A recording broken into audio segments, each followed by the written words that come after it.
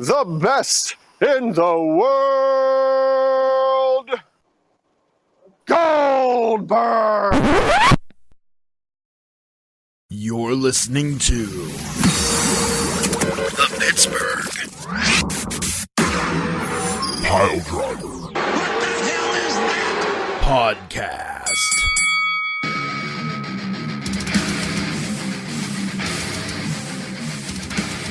The Pittsburgh podcast of the Piledriver is brought fucked to you. It up already.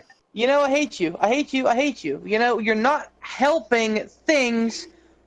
You're not helping things, and I hate you. Fuckbag. The podcast this week of the Pittsburgh Piledriver variety, is that better for you, Dainty Queen? You're terrible. Okay. This is why I do the intros and you don't. You're the worst. Is brought to you by all of the fucking salt on the earth that's been consumed, or it's coming out of the three of us, and then Happy Poot. And not ladies and MJF, gentlemen. and not MJF brand salt of the earth either, mind you. Exactly. This is the bad salt. Oh, that's a shirt waiting to happen. It's like a salt shaker with his face on it. Yes. That's grand. MJF brand. Salt of the like earth. Are I love it. Are you listening, Gold Gaming? Are you listening? Ladies and gentlemen, welcome to the, 18th, 19th? Is this the 19th episode? 19th. Oh, we're getting close to 20. We are getting episode close to 20. of the Pittsburgh Piledriver Yay, math. podcast. I am Beef the Legend, welcoming you this week. Aside from me, we have our favorite, Tiger Bomb Tom. Uppercut. Catch up. You even flubbed that. Oh, God. And of course, I don't even care. and of course, the advocate for the reigning, defending, yada yada yada, Alec Ransom. Say hello, Ransom. Oh, wait, you've already said hello to everybody.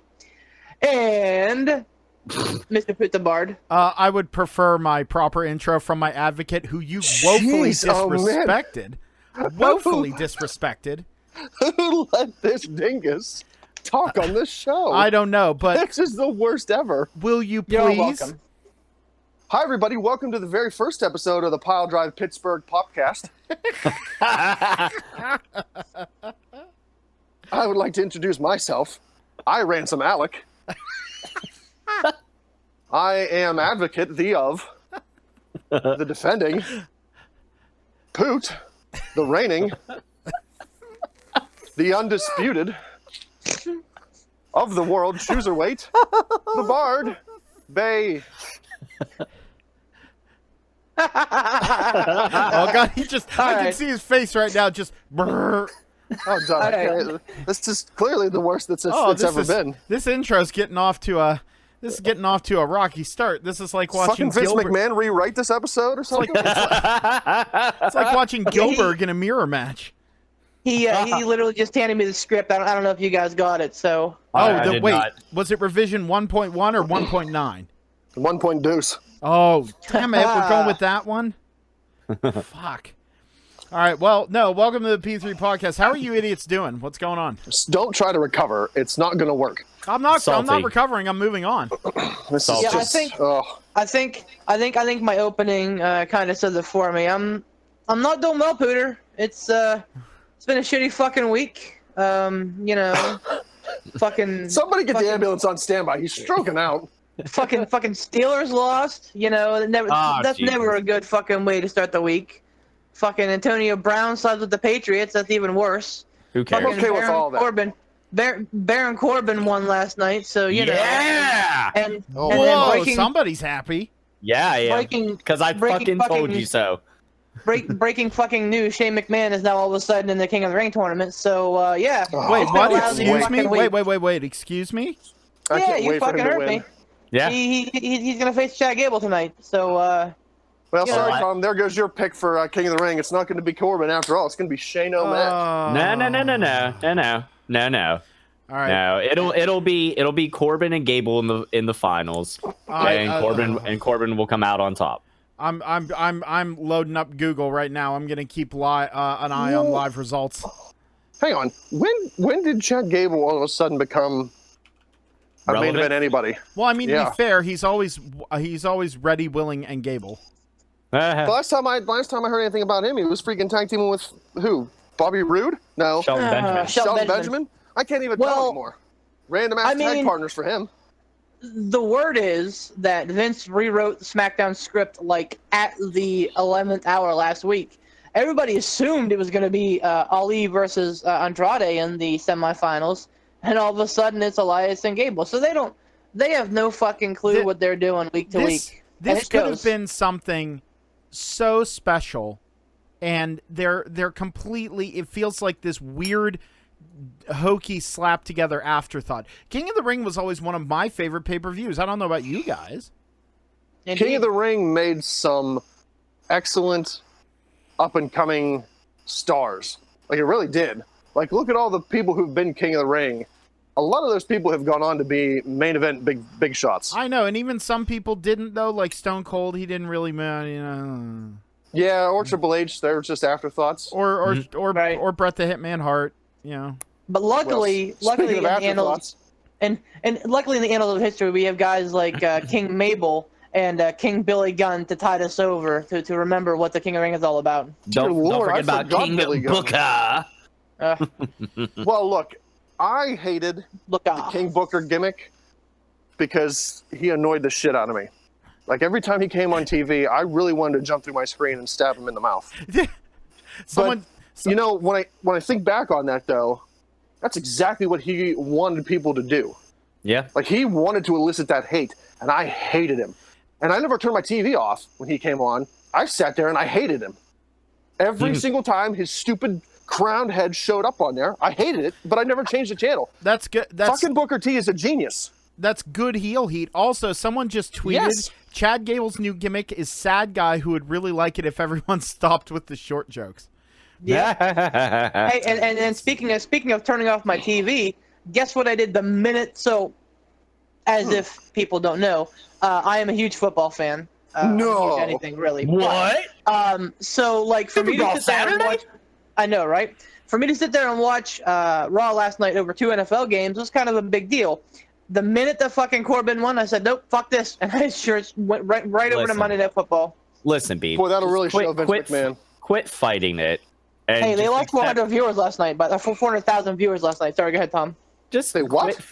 Listen, quit fighting it and accept it that Corbin's gonna win it, and just deal with it. I'm telling you, man, it's a great way to build a star because everyone assumes that Shane McMahon is gonna win this and gonna move on. Oh, Shane's here; he's gonna just steamroll over everything. Blah blah blah blah blah. But how great would it be if Gable pulled out a victory, man? How great Honestly, would it be? if it's not going to be Corbin, honestly, I want the finals now. Obviously, I want it to be Gable and Corbin because Gable could use it more. But like I've been saying, the thing is like Corbin, he doesn't need it as much as Gable does, but I think he'll do more with it because he'll be that shit-eating heel that rubs it in your face every single time when he comes out. He'll be like King Booker. Or King Booker. You'll hate him, but you won't turn off your TV. You'll fucking loathe him the whole time, and you'll sit there, and your blood pressure will get up, and you'll be sitting there with an ambulance on standby, just like Beef is, and then but you'll fucking sit there and you will watch. I guarantee it. So two things on that, though. Or sorry, go ahead. I was gonna say, but what's the end game on Corbin? Because they've given Corbin Money in the Bank, and they've Took it away from him.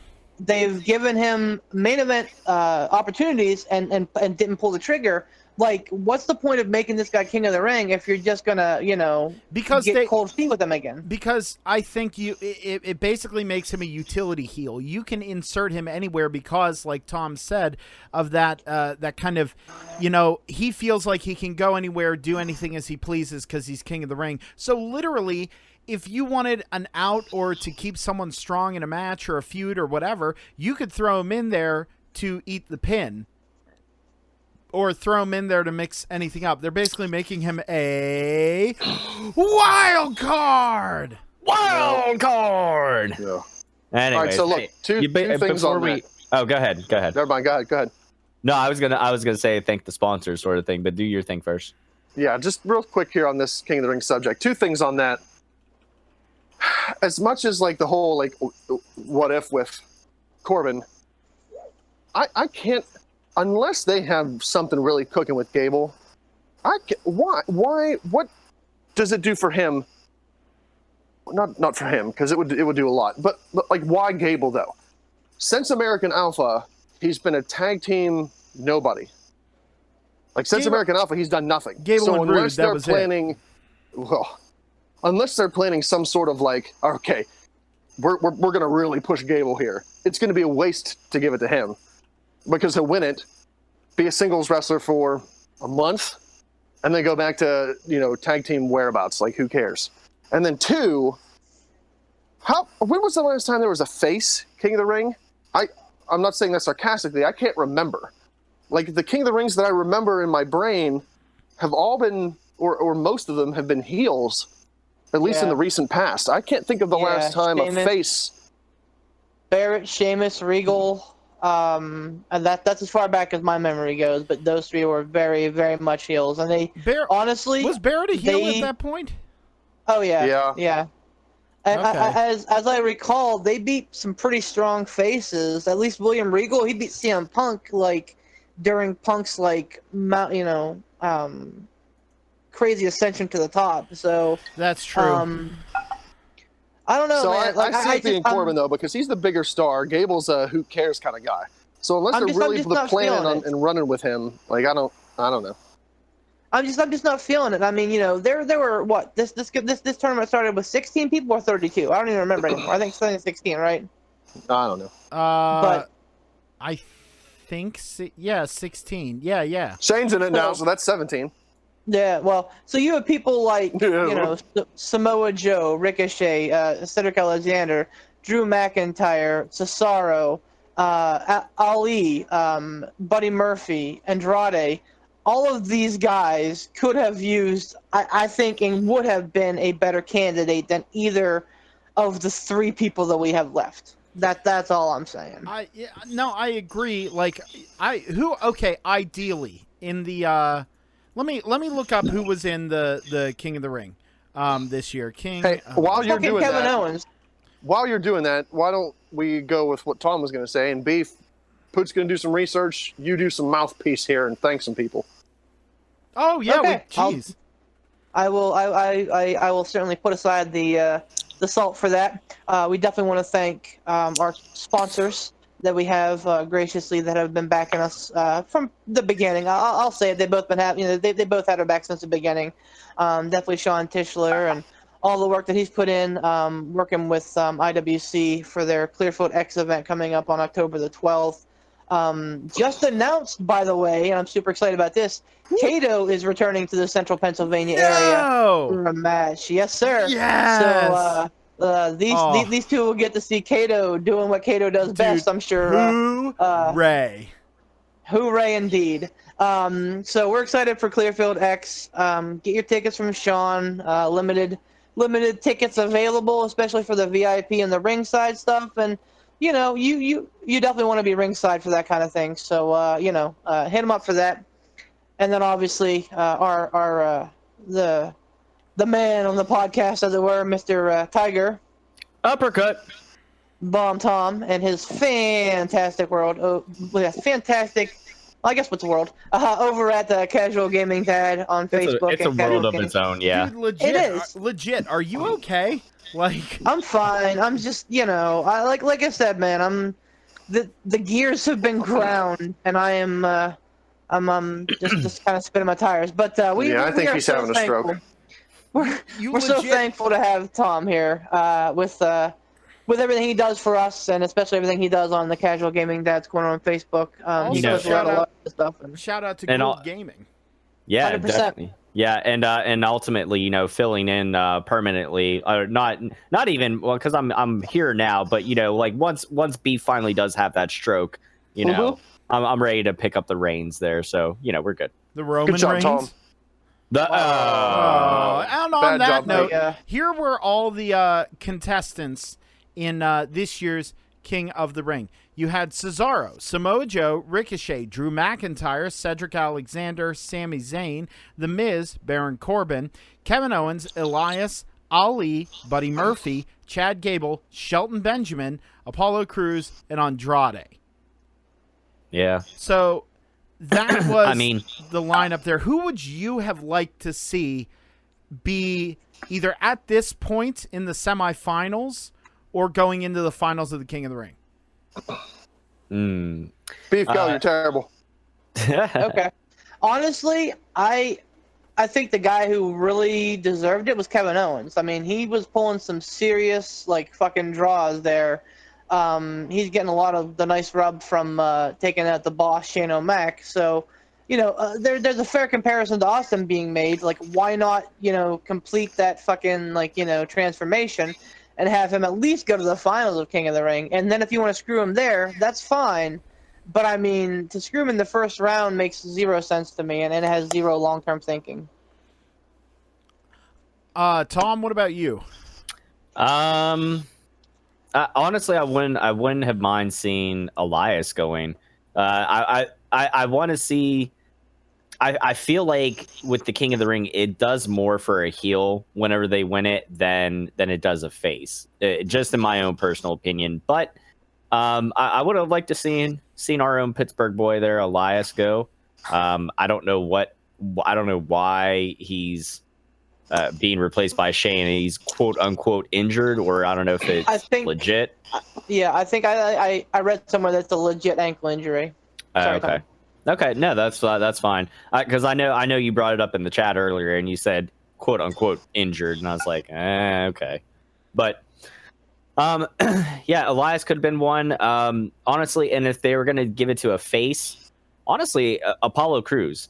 Apollo Crews is somebody who I thought, like, he has that look and he has the physique and he can, like, he's a little bit bigger, but he can fucking move. Like, it's not too often you see a guy like Apollo Crews' size doing a standing, shooting star press or whatever. Like, he's athletically impressive, but just on the mic is not so much. So.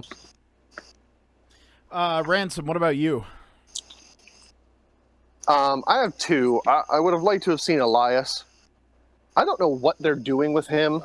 Like, aside from this ankle injury, the most I've seen from him is he comes down, plays his song, somebody interrupts, and it's either a throwaway, like, real quick, match, and he'd smack somebody on the head with a guitar, or there's no match at all. Like, he seems more like a serious version of, what was his name? Jeff Jarrett? No. Honky Tonk Man? No, that Italian buffoon who wasn't really Italian. Santino. Yeah, he seems more like a serious version of Santino Marella, because I don't know. I just don't know. I don't know what's up with him. I don't know if he's not great in the ring, but he's great on the mic, so that's why he's out there doing what he does. But I was really excited because for a while I thought, like when the draft happened earlier in the year, Vince McMahon seemed to make a big deal out of, like, Elias coming to whatever brand he went to. And I thought, finally, Elias is going to get a push. Nope, didn't happen. So that's a disappointment for me. That's a legendary letdown for me. And then two, I would have liked to have seen Cesaro as a face win King of the Ring, because regardless of what he's like on the mic, Cesaro is friggin' impressive. He's impressive with everything he does in the ring. And I just don't think that he has gotten, in his tenure there, a quality singles push to really make something of himself or really show people what he can do. Like, the guy can't have a bad match. I mean, he got two of his teeth knocked up into his face, for Christ's sake, and still finished the match on par. Didn't skip a beat when that happened. Yet, he just seems to be stuck in mid-card obscurity, and I don't understand it. I think they really misuse people like Elias, Cesaro, and most of all, Dolph Ziggler. Well, mine, since we're doing the dynamic of, like, a heel winner or a face winner, I think for a heel winner, to me, I hate to do three here, but I'm calling an audible. For the heels, either Drew McIntyre or Samoa Joe. I think Joe wouldn't have done the cheesy crown and cape and stuff like that. I think he would have just, referred to himself as the king or anything like that. But it would have been great because it would lend credence again to a lot of the things that he says about him being the best. and being a threat and being someone that can overcome, because they really haven't pushed him super hard to lend credence to his claims. Drew McIntyre, because I just think it would fit him to come out in like a very stylized crown and like a dark like cloak, and like when his music comes out, he can like let the like cloak off because the man is carved out of granite. You know what I mean? It would add to the aura. As far as a face goes, they missed the boat super, super hard on King Ricochet. Yeah. That's what they called him. It would have been great. He wore the crown. He called himself King Ricochet. His handle was King Ricochet. It just fit him. And that's what guys like myself, Beef, and all of us, who are like, indie focused and know that history, it would have been so apropos to call him King Ricochet again. Yeah, and even with McIntyre, like, the gimmick rates itself, the last King of Scotland, like, how great would that be? Here's the thing, and spoiler alert, McIntyre was supposed to win the whole damn thing before The Fiend came along. When The Fiend came along, it ruined, I won't say it ruined everything, but it changed everything, because The Fiend became a marketing phenomenon. It started pulling down all the money to make Vince go, oh, well, we got to get this guy in the main event. So suddenly the King of the Ring, which was a vehicle to create a, and this is all conjecture and hearsay, so none of it's, 100%, but reportedly, the King of the Ring was just a vehicle to get Seth Rollins an opponent, and that was going to be Drew McIntyre, and I think he would have done gold with it. So it's disappointing, yeah. So I want to touch on something that's being brought up a lot lately. I don't have a really fun segue or anything to it, so I'll just get right to it. All this shit going on with Ric Flair. I feel like Beef has a lot to get off his chest about it. So I think it's time for a little bit of a cathartic release. So a Beef, legendary letdown, if you will. There you go. Yeah, let's. You want to call this your legendary letdown, and just fucking load up and unload. And it's apropos, because when you think of the word legend in wrestling, you think of, if you're like me, you think of two guys, Hulk Hogan and Ric Flair. Two guys who basically took Synonymous. what was, yeah, exactly, who took what was a bunch of guys getting together in like a local armory, smoking cigars in like this dank ass hall, and made it larger than life. So the fall from grace for those two people it's just insane. So Hogan notwithstanding, Ric Flair has spent the better part of right around 25, 30 years with WWE. He had a run with Impact. I understand that, and that's cool and all. But at the end of the day, he's been with WWE for a majority. I won't say majority, but a long stretch of his career at the end. With the most recent stuff being very rare appearances, but WWE would always have a place for him. For those of you not in the know, and I'll kind of catch everyone up to speed here, Ric Flair recently has went on record as to saying he's going to file a lawsuit over the phrase "the man," and to be the man, you have to beat the man. So this, to me, is a huge, huge, huge slap in the face for people who have always had something for him. Ric Flair is well documented awful with money, like worse than me.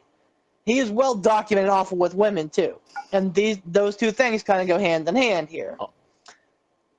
Every so often, the well runs dry for Ric Flair, and he either shows back up, wrestles another match, i.e. him versus Hogan in Impact, even though he told everybody that when Shawn retired him, that was it. Or, he has another sponsorship or does a freaking car commercial or this, that, the other thing, like Ric Flair, even though he is pretty much broke as a joke, will always be the guy that buys the, $5,000 suits, that wears the $1,200 Rolexes, that rolls in Lear jets and limousines. The man lives his gimmick. So he is in a situation now where, because of alimonies and bad decisions and owing people money, etc., owes people, has a lot of debt. And so, to me, this is a quick cash-in. He's trying to get some money for something that he didn't come up with, for a phrase that he may have come up with, but the man, people have been calling each other the man since the dawn of time. Ric Flair did not come up with calling someone the man, so he has no right to even, intercede anywhere close to that. And as far as the whole shtick, to be the man, you have to beat the man, his fucking daughter is using that.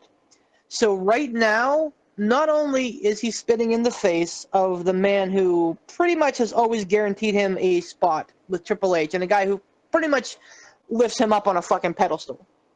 Not only is he spitting in the face of an employer who has basically always had a paycheck for him when things got rough. And not only is he spitting in the face of, I think, his fans, he's spitting in the face of his own daughter. And, I mean, you know what? Ric Flair may have the rights to the whole phrase, to be the man, okay? That might be a Ric Flairism. He might be 100% on point. WWE may not be giving him ample whatever for that. But you have to figure what is going to be worth fighting for. And in this situation, if you believe what's being thrown out there, and what he said himself, Ric Flair is pretty much doing this because of his wife. He says he wants to have something to give his wife when he passes on, so that she's taken care of, so that her family's taken care of. He's throwing all of this away. He's burning every single bridge along the way for a quick cash grab. To me, that doesn't scream legend. That screams petty. And to see one of the greatest of all time fall from grace and resort to this kind of thing, yeah, sure, he may get an out-of-court settlement. He may even go to court with WWE, and even though they have an arsenal of lawyers, he may have a leg to stand on. He may win the case. Great, Rick, but guess what? In 2 years, whenever you got no money again, WWE's not going to let you on programming. Triple H is going to say, sorry, Rick, we can't do that.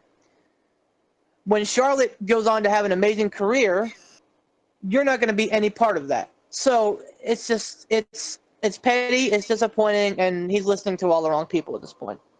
Discuss. Now I do want to say one thing. What I think, I don't know if he's taking consideration of, or knowing how Vince McMahon can be, I wonder how much this could or would affect Charlotte. Are they gonna kind of snuff her out, and be like, well, it just kind of hold her back because of, she's paying for her dad's mistakes or crimes or whatever, I wonder about that, because we know how Vince can be. But I will play devil's advocate for just a second. I don't disagree with it being a shitty situation, or I definitely don't disagree with the fact that Flair is bad with money and women, because Lord knows he's been through plenty enough divorces, and and again, just he's not smart with his money. But I can't say anything on that, because I didn't always make the best decisions with my money. I actually, here's breaking kayfabe a little bit, I actually just got done paying off a debt consolidation thing that I was in a program for the last couple years or whatever. So I finally got that monkey off my back. So it does suck. It's a shitty situation, but I will say it's not above WWE to kind of put the screws to people, or to try to, or to not give them what they're due. And I hate to bring up this guy's name, and I hate to actually paint him in a good light, but I did catch an episode of on YouTube of Jim Cornette's little thing, motherfucker. Woo! Yeah, and he was saying about how whenever they did a whole thing about greatest managers or whatever, they had heavily featured himself and Bobby Heenan, and there was all this footage, but he wasn't getting any royalties or anything like from it. So he contacted them and he said, hey, what's the deal? And they said, oh, well, because they were using footage of him back in WCW or anything like that, like not in WWF or WWE, that technically they didn't have to pay him the royalties or whatever because of whatever legal mumbo jumbo from whenever WWF had bought out WCW or something like that. So if they used like the old footage, they didn't have to pay him shit. But he went and he saw like a tiny little snippet of him and Yokozuna. So even that like 7 seconds, because they had featured that, he was like, nope, you guys got to fucking pay me. And they, finally they settled up and paid him or whatever. So it's not above WWE to like, kind of put the screws over to people. And again, I agree that I don't think that Rick does necessarily have the rights to quote unquote the man, but I personally can't remember anybody else having coined the phrase to be the man or anything like that. In Rick's defense, I will say, one, he did say it whenever TMZ had caught him at the airport or whatever, and he said recently on a podcast, he's like, don't get me wrong, he's like, it's nothing against Becky. He's like, I have nothing but respect for her. He's like, and he's like, I've been a big supporter of hers and and Charlotte and everything when they were going through this whole women's revolution and everything like that. He's like, I've been a big supporter of it and kind of been there for the ride. But he's like, I just want to make sure I get what's owed to me or whatever, and so I can take care of my family and do what I got to do. So in that sense, I get it. Regardless if he wins or loses, it's gonna suck because, like you said, he's gonna burn some bridges there. So already has. I think at the end of the day, he already has. Yeah, well, it's gonna shake out rough one way or the other. I hope. As much as I dislike her being pushed all the time, I hope that this situation with him doesn't negatively affect Charlotte moving forward in her career. So. What were you gonna say, Poot? Well, okay, so like when it comes to these things, first of all, like I can first of all, congratulations paying off your debt there, Tom. Thank you. Indeed. Yeah, awesome. that's a big deal. Second of all, as far as like Ric Flair doing this, I think it's kind of a dickball move because it feels like the last grasps of a desperate man trying to, gain this money. And his excuse, he's saying, no offense to Becky, I'm doing this so I can leave something to my wife. Which one there, Rico? The like my thing is, and that's fine if he does have all the good intentions of the world, that's fine, but I hear there's a road to a very warm place paved with those sumbitches. So you need to kind of take Rick with a grain of salt. And these kind of things happen in any kind of business where money's owed and who owes what and everything. I mean, recently, and I'm not trying to go off in the weeds here, but the same thing happened recently. Gibson Guitars sued Dean Guitars over copyright. Like, Gibson came out and said, play authentic. We're coming after you builders who are making copies of our products and blah, blah, blah, blah, blah. And they're talking about, like, across the board. They're going to start throwing out, licenses. And Gibson just went through a buyout, and they declared bankruptcy and closed their Nashville plant, and they did all this shit. Like, they're in a bad place. And whenever any kind of company or entity or brand is in a bad place, they start kind of throwing stuff at the wall to see what sticks, to see what they can get for a foothold. You know what I mean? And right. An event inevitably in the courts, it was thrown out. Like, they sued them over Dean's. Basically, they call it the Z and the V, but they're Explorer and Flying V shapes because they look very similar to Gibson's. But Dean has been doing those shapes legit since the 70s, and this was never an issue before. So that's the thing, is that, like, you've heard guys over the years say, I'm the man. Even just like cutting a promo saying, you think you're bad, you think you're the man, I'm the man, I'm in there, I'm this. CM Punk said it a couple times. Oh, yeah. And you can't trademark a colloquial term of to be the man, you got to beat the man. I've heard that before outside of Ric Flair. Sure, maybe Ric Flair popularized it, but it became part of the zeitgeist. You can't just all of a sudden go, that's mine. You know, Right. because if you do that and you do it at a very weirdly convenient time to where he also owes, by the way, like $250 some odd $1,000 in government taxes. And then 300 some, I think, in federal taxes, and like I think like $150,000 to like state taxes. Like that's another convenient thing. Yeah. You know what I mean? Like he's just not good with his money. I mean, you dig your own grave. I'm not super great with money sometimes, especially when I'm sad poot. Sad poot really likes to buy future happy poot a guitar. You know what I mean? Like, so That's a good way of putting it. That's the thing. It's like, you know, we're not all good with our money, but when you're consistent like that over the years and it's well documented and you're unapologetic up to this point, I don't feel bad for you. Don't do dickbag moves. Okay, so I can't really comment on the whole Ric Flair thing because I don't know the legalities of it. I don't know what he's trademarked and what he hasn't. If somehow he managed to pull a trademark on the man, and to be the man, you got to beat the man. I have no idea how you do that, but if he did, and he has those trademarked, all right, well, you know what? He's got an argument then. Right, wrong, or indifferent. If you have it trademarked, that's your intellectual property. You own it. If I trademark beef, guess what, pal? You're either going to be, I don't know, Swiss cheese or something. You can call yourself something else, but if I trademark it, you'll pay me for it. Right, wrong, or indifferent. That's He'd call just the way himself that it is. beef roast. Well, whatever. I mean, I'm trademarking the whole lineup of cow. Sirloin, beef, tri-tip, Rump roast. fucking Rump roast the legend. fucking London boil. I don't give a shit. I'll trademark all of it. So that's I don't know. London broil the legend. You have to wait and see, you know, what he actually has, you know, legal claim to. But Right. I will say this, and I don't know if you can permanently burn a bridge in WWE.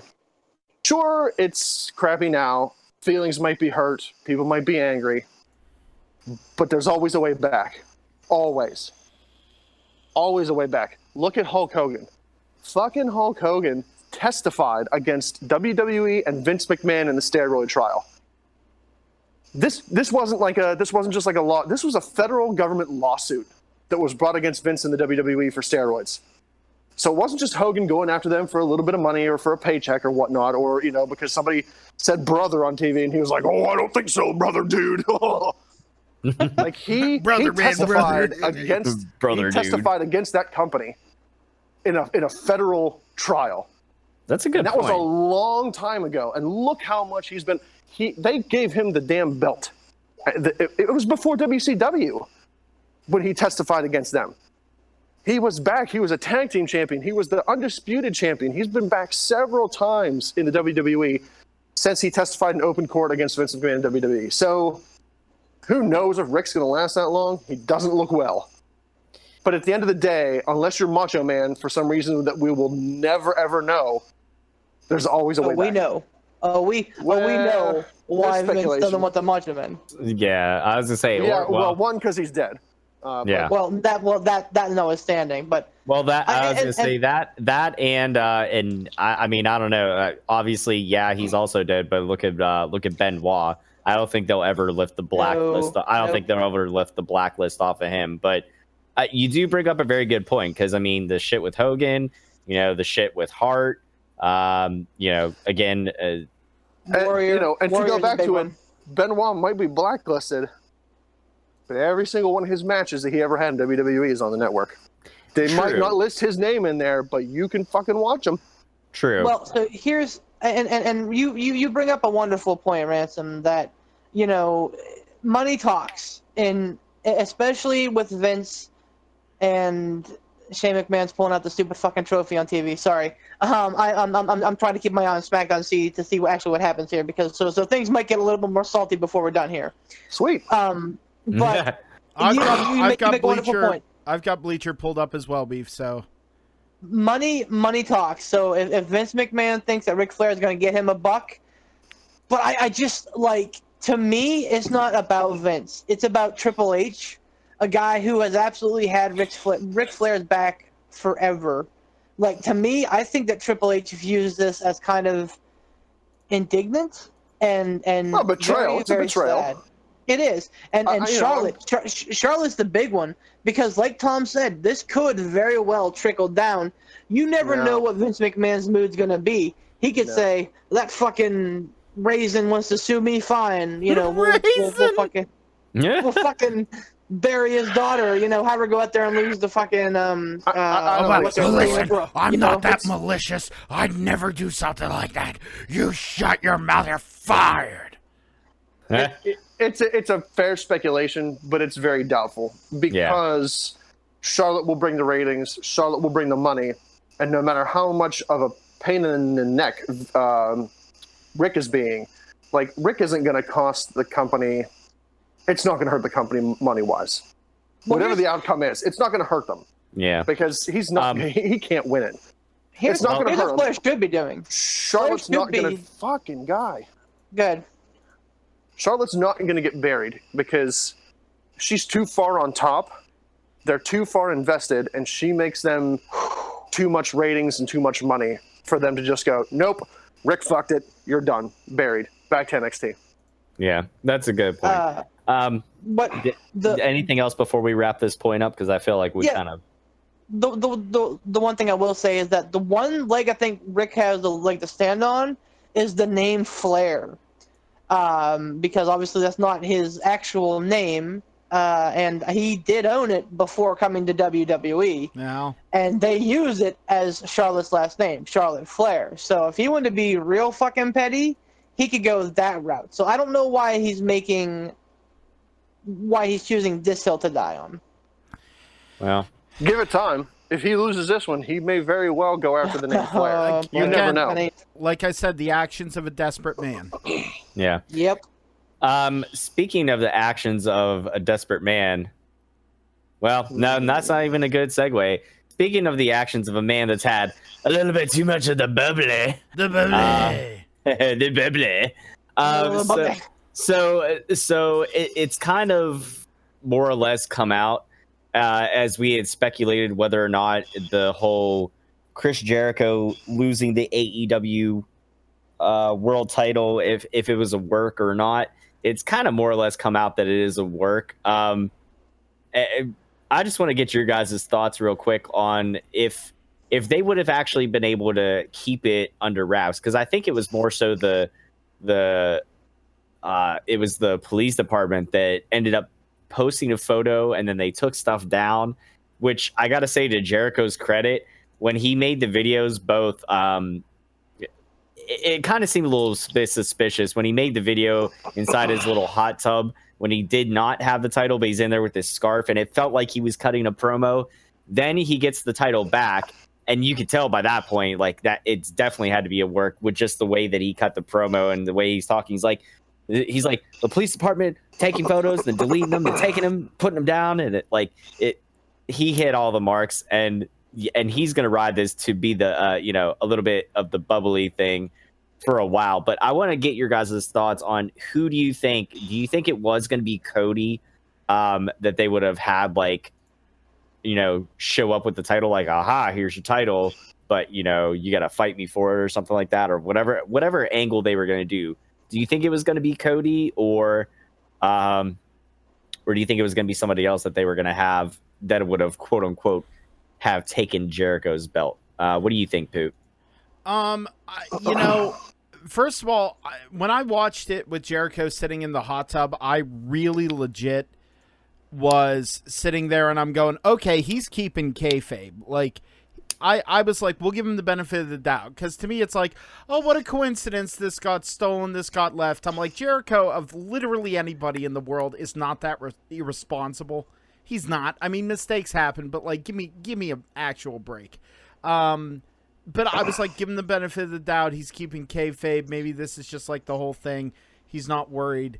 But once it kind of kept steamrolling and there were those pictures about like, you know, deleting and all that stuff like that, like I was like, okay, it's a work. I really don't know. I think it would have been, if anything, they would have had it. A really cool idea, and it's kind of obvious, would be to have Hangman Page be the one who stole it. You know, he's the outlaw. You know, he has that whole Western thing. He steals the belt, kind of goes on a "this is mine" thing. You know what I mean? I want another shot. You know, you're not getting your belt back. Blah blah blah blah blah. You know, they could have worked that if they wanted to like kill that angle pretty quickly. But I think that would have made sense for Hangman Page to do it. Or Mox. I mean, once he got well. We keep saying the word work, and I don't think it's that black and white. I honestly think it's a work shoot, or a shoot work, one of the two. Basically saying that I think that the belt literally was misplaced, and that AEW wanted to try and like make that into an angle because they didn't have any fear. They knew it would turn up, and of course it did. But I think that in the beginning it was legit like not there. And then I believe it because there was a police report. You cannot, that is incredibly illegal to falsify a police report. And those are a matter of public record. And there was a police report filed by the Tallahassee police about it. So like, I think it was legit, but I think that AEW wanted to kind of keep the work rolling. And then Tallahassee police blew their spot with posting a picture of it. And that's why they took it down right away. But by that point, you know, the die had been cast. That's a good point. Yeah. So, but I mean, I think that, you know, I can't see it being Cody because I think, I don't know, you know, I at that point, I think they were probably spitballing a couple of things. I don't think they had anything really in place. And then like 2 days later, it shows up in Tallahassee. So, you know, I don't think they ran anywhere with it. It's cool to speculate. I think Moxley would have been a great guy to have it. I think Kenny Omega would have been a great guy to have it too. He's a guy that showing up on Being the Elite. He's kind of like losing his mind, so to speak, and he's sort of kind of making a heel turn. So I'd be all about that, and I think that would be a great way because, you know, people are always going to be into Jericho one way or the other. And, you know, Tom, I'll mention real quick that we talked about this in the chat the other day, like a little bit of the bubbly is his new fucking thing, man. Like he took a scarf and he made it a thing.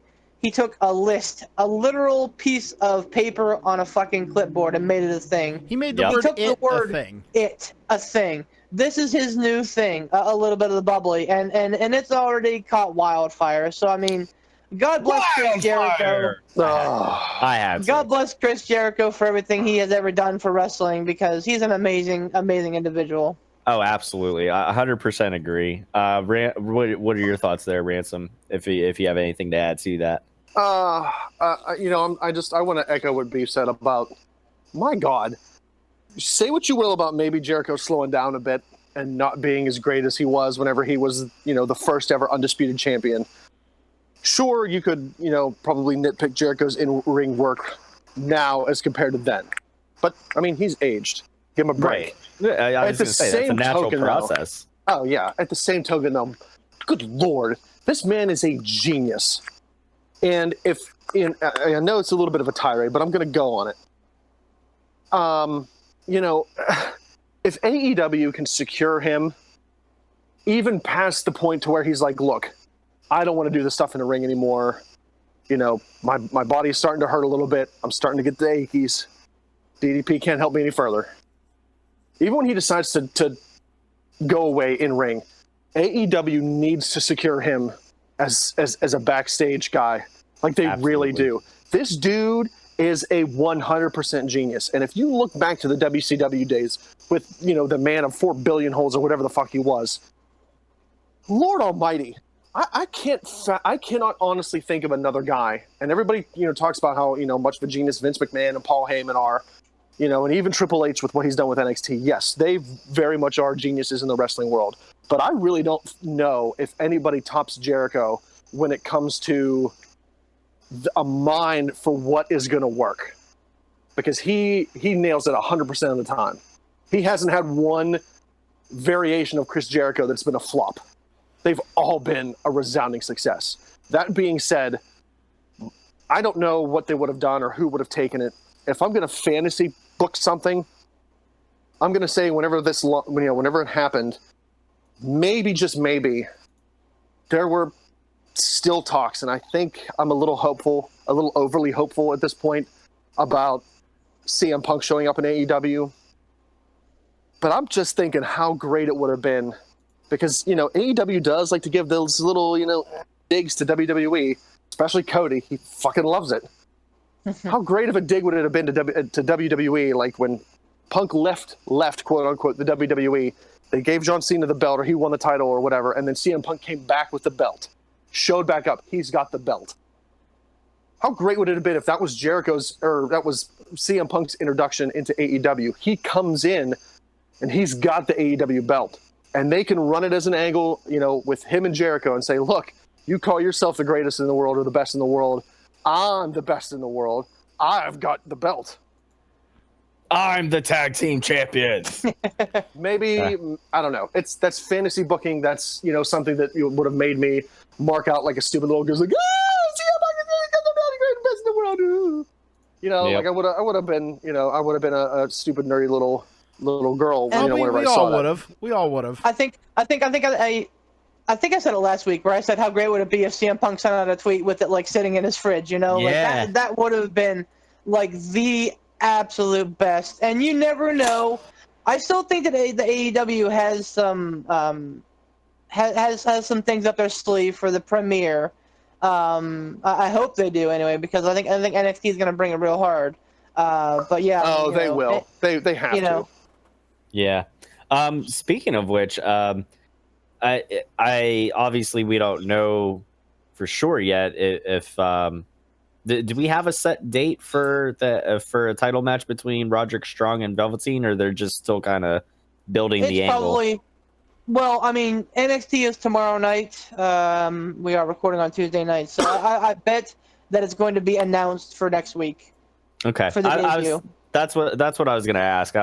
I'm thinking it's kind of got to get to that point. Last week with Roderick Strong, the burning. Olympian hit a spinning neck breaker and a moonsault. Owens makes another slow count, so Shane can kick out. He looks upset for doing it. KO convinces Shane not to use the chair. Gable grabs Shane, puts him in an ankle lock. Shane taps. Gable wins and gets to advance to the finals. Yes, there sir. you go. There you go. Gable versus Corbin. Well, it's going to be Corbin. It's going to be Corbin. It's going to be Corbin. It's got to be Corbin. It doesn't make sense to give it to Gable. We got to do predictions tonight, right? We do have to do predictions. Yes, sir. All right. 12, what? 12 fucking matches at Clash of the Champions. Fucking 12. Yep. Oh, my Lord. Yep. So. Can I Clash of the Titans of the Champions? Of the Night of the Dead. Of the Night of the Dead, of the Book of the Dead. Can I want to spearhead that, but since we got to get to those, what do you say we thank our sponsors one more time, then we jump into hot tag trivia and then do predictions? Well, we also have a Stump the Chumps, too, this week. Ooh. Indeed. So, yeah, let's do some things there. But first, let's thank Mr. Sean Tischler and obviously his work with IWC right now and bringing them back to the central Pennsylvania area with Clearfield X, the 10-year anniversary show. Ladies and gentlemen, you will not want to miss it. It is going to be really, really good, I'm sure. I'm hoping that Wardlaw is there. He is one of the newest signees to AEW, so this should be probably one of his last IWC shows, I would think. And then obviously the man, the myth, the legend, Mr. Kato. So yeah, this is going to be something good. So talk to Sean, get some tickets, come out and enjoy the craziness with us, as I'm sure we'll be nice and crazy. And then, as always, we definitely want to thank Mr. Casual Gaming Dad himself, Tiger Bomb Tom, and all the work That's all right. with us. And obviously on the channel there. Tom, you said you're going to be moving on to some some exciting PS4 games, right? Finally caught up with the new generation, huh? A little bit, yeah. It's a new day, a new generation, and I'm still a step behind or two. But anyways, I just started up on South Park: The Fractured But Whole last night, so I'll be doing part 2 of that tomorrow night on my channel. So It's you can catch that. fantastic. I can't wait. It's a little bit different with the battle system as compared to Stick of Truth. So it's going to take a little bit of getting used to for me, but so far I like the game. I gotta say though, real quick, I gotta throw this out there. Just I love how inappropriate South Park is. So there was plenty enough inappropriate moments in the Stick of Truth. Right from the get-go, when you're choosing your character, and you can put a different outfit on, hair, this and that. You choose your skin color, which ends up being your difficulty. So I'll give you I'll let you guess what's the hardest difficulty. And, oh yeah, it's bad. And it's funny because you hear Cartman's little voiceover in the background when you're kind of deciding between skin tones. When you pick the hardest difficulty / that color skin, he said, "This won't affect your combat, just every other aspect of your life." And I'm like, wow. Well, South Park. Tom, I don't think that's fair to judge translucent people. You can see their skeletons. That's the hardest. Okay. You mean John Cena?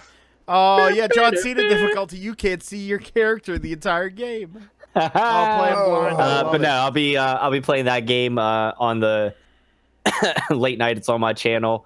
On Facebook and YouTube, Casual Gaming Dad, and on Twitch, Casual Gaming Dad 84. That's also the Instagram page as well, too, if anybody wants to see stuff. I gotta post some shit up on there. What am I doing with my life? Hey, let's do a Stump the Chumps. Let's do that. Yours. Let's do the Stump the Chump. So this comes to us, as per usual, from the Mid-Card Maniac. If you do have questions, please submit them to Pittsburgh Piledriver Podcast at gmail.com. 2 different emails, one with the question, one with the answer, so that we can all participate. So, courtesy of Mr. Midcard Maniac, he says, and I quote, "I recently saw a photo of CM Punk, so he is the inspiration for my question. We all know he used Cult of Personality for his entrance music. Before that, he used the call This Fire Burns. What superstar was originally supposed to use This Fire Burns and actually did for 1 week before changing it? I know the answer to this question." Isn't it Kane? It is not. No? Okay. Who used it for a week and then changed it? I'm going to throw one out there. I don't think it's right, and I trust Beef to carry us on this one. I'm going to say... it just left my brain space. Crap. I haven't. By the way, I haven't looked at the answer yet, but I am like 100% certain I know the answer. But I'm not gonna look at it until I say it. So, you know what? I'm gonna say something stupid. I'm gonna say Sheamus. Nope. Mr. Ransom? I think you and I are in the same boat because I think we had a conversation about this at one point. I'm fairly certain you and I talked about it. I don't know why, or I don't know how it got brought up, and maybe I'm 110% wrong. I could have swore you and I talked about this before, and I think it's Randy Orton because I think you and I talked about that. You are correct. He did use it, and that. Well, again, I haven't looked at the answer yet, but he did use that for 1 week on Raw, and then it was gone. Which I was like, hey man, what a kick-ass theme. Yeah, right. Let's use for this douchebag, and then CM Punk got it. So. And then right, now was that that was still back whenever he was using Hey, nothing you Burning can My say. Light. Yeah, that was that one. Yeah, I was trying to remember the name of the title of the track. Burning My Light. Yeah, Burning My Light. I couldn't remember. I was like, once I figured that out, now I can't remember who actually did it. It was like Mercy something or other. I can't remember. Anyways, yeah, I did like that theme actually. Go ahead. The answer, looking at the email here, is it was originally supposed to be used by Randy Orton, and it was in fact used by Randy Orton for 1 week. So thank you, Mid-Card Maniac, for that question. question. Guess was gonna be Mantar. So I mean, it fit. Honestly, it fit for Orton, and it was a good fit. It's a better fit for Punk, but and Orton got himself a killer theme, so everything kind of worked out there. So right on. Who performed that song? Yeah, What song? that's Kills- the What, burn the of my Kill Switch life. Engage song? It was. Yeah, I was gonna say Oh. Kill Switch. Yeah. Oh yeah. Yeah. I was gonna say that actually comes up now on my iHeartRadio whenever I'm out doing my bike rides. I put on the WWE/CFO station on my iHeartRadio, and that comes up. I get quite a bit of Kill Switch, Theory of a Dead Man, Adelita's Way, and there's one more in there Code that Orange? usually comes up. No, but they need to put more on there, dude. I listened to the Busted Open podcast today, Yeah. and they had, or I'm sorry, it was yesterday's episode, but they had the one dude from Code Orange on there. I was like, yeah, got a big old black and gold Pittsburgh- boner ever. Yeah, I got a big Pittsburgh's old black own. and gold boner. I was gonna say, man, Code Orange is a great band. I'm not generally into that style of metal, but man, Code Orange is great. Yeah, Clockwork Orange was a great movie. All right, I call. Wow. I call beef. Yeah, I call beef on this one. Wait, we already had the order figured out. Yeah, we. Oh. No, well, and that works out because you were supposed to ask me anyway, so that works out. yay. Okay, and then I've got the I've already got the list up for the well, not online, obviously, like not on our page, but I do have the picks. I have the table already set and ready to go.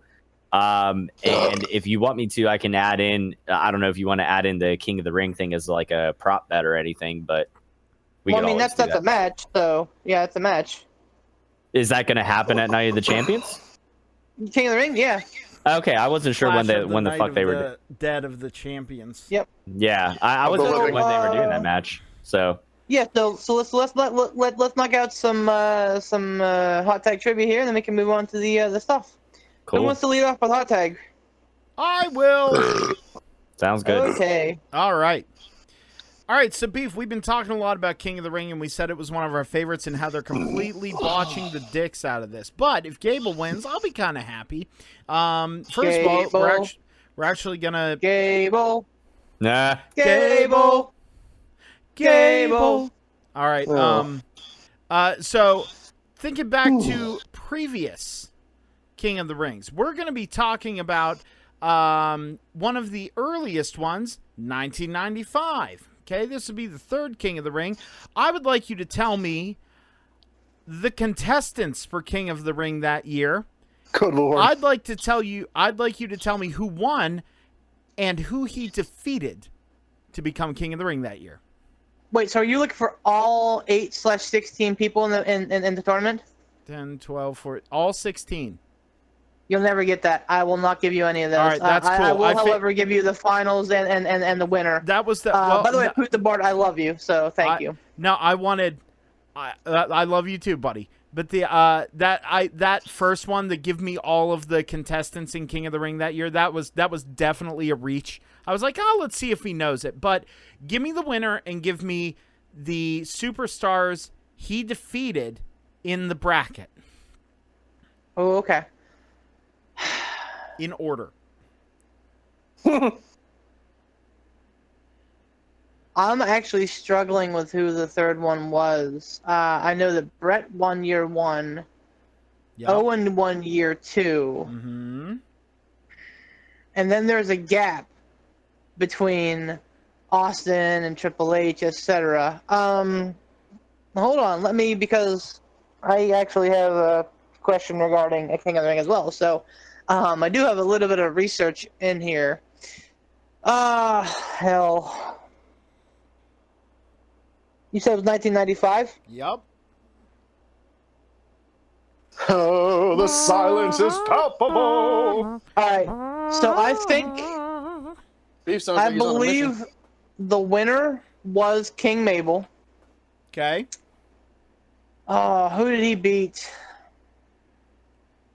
I want to say he beat Mo somewhere along the way, but I'm not 100% on that. I know. You know what? I don't think, because they kept them together as a unit for a while after he won King. The big unit. Psycho who the Sid hell Vicious did he beat? Justice. I can't even remember who he wrestled in the finals, man. 95. Man, what a long time ago. Right. Obviously a face. I don't think it was little Sparky Plug, and I'm pretty sure it wasn't the 1-2-3 Kid, although those two names have probably crept up somewhere in the tournament. Wouldn't surprise me Mr. Perfect was in the tournament because he was around during that time, which means that Doink was around during that time too. So all those names are probably names in the tournament. Did he beat Savage? No, I'm thinking Yokozuna. Oh boy, I'm struggling, Pooter. Why on earth was Mabel a king of the ring? He was an attraction, man. He was an attraction, and he was young. Like, and then he degenerated into Viscera. Ugh. Here's my question. The world's largest love machine. Everybody loved Men on a Mission. I don't understand why they said, "Hey, we're not going to push that tag team, but instead we're going to push this big guy who can't do anything." Yep. All right, so King Mabel beat. I want to say Jake the Snake, but I know it's not Jake the Snake because he lost to Austin in the finals. I'm even trying to think of mid-carders during that time. You know what? I'm just going to say King Mabel beat 1-2-3 Kid. No. You ready for this? Sure. So you were right. It was King Mabel. Good. But you were very off on everything else. So Good. Here were the contestants rapid fire. Adam Baum, Mabel, Jeff Jarrett, The Undertaker, Mustafa, Duke the Dumpster Drozy, King Kong Bundy, Shawn Michaels, Bob Holly, Mantar, The Roadie, Dunk the Clown, Lex Luger, Yokozuna, Razor Ramon, and Jacob Blue. Now, Mabel defeated Adam Baum in 1 minute and 54 seconds. So they Which really is a fucking buried. travesty. It is a travesty. Poor Adam Bomb. Mabel then defeated The Undertaker in 10 minutes and 44 seconds. Mabel then got a bye because Kama and Shawn Michaels went to a draw. And then Mabel beat Savio Vega. See, I was thinking Savio, but I'm like, I know for a fact that Savio played heavily into the Austin tournament too. So I was like, I don't think they're going to push him. Here's the thing. Savio Vega replaced Razor Ramon? It says here, Savio Vega defeated Erwin R. Shyster in a match prior to the pay-per-view to fill the vacancy left due to Razor Ramon's rib injury. So it was Savio Vega taking the place to take on Yokozuna, beat the Roadie, and then and then lost to Mabel in the final. So there you go. 1995 King of the Ring. What a time. All right, Beef, your turn. So keeping that same vein, and this is why I love you, Puta Bard, I'm going to talk about King of the Ring 1998. Tiger. Uppercut. Bomb Tom. I'm going to talk about King of the Ring 1998.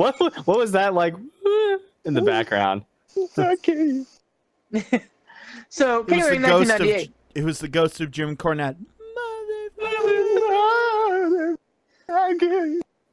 I'm not going to ask you who the competitors were. I'm just going to ask you straight up. Yeah, start that over again. Which King of the Ring are you asking me about? King of the Ring 1998. Okay, which, by the way, was in Pittsburgh, Pennsylvania, and overshadowed by 2 main event matches. But that being said, there was a King of the Ring crown that night. I want you to give me, if you can, give me the finals and who won. No clue.